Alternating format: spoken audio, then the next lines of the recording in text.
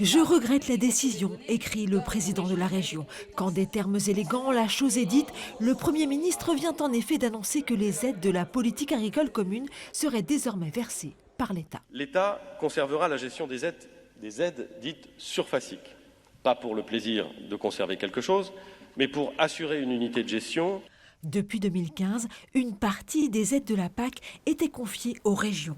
La Bretagne disposait de 50 millions d'euros par an.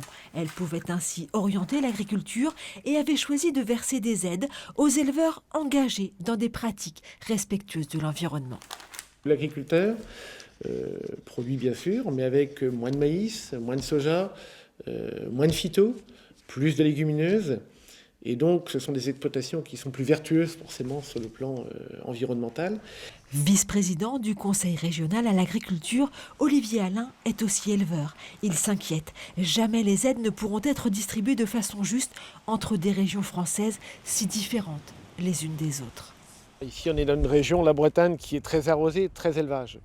Si on va en Occitanie, c'est très sec, plutôt du légume. Si on va en Nouvelle-Aquitaine, c'est forcément des vins.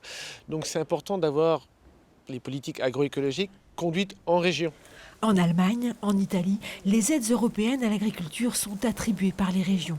Les élus le savent, la proximité permet d'être plus réactif en cas de souci. On est à portée de baffe quelque part. Et quand les professionnels ne sont pas contents, ils savent nous interpeller au comice ou quand on est présent quelque part. Donc je trouve que ça faisait sens. Vraiment sens, et c'est vraiment incompréhensible. En réponse au Premier ministre, les élus bretons demandent le droit de gérer l'intégralité des aides PAC.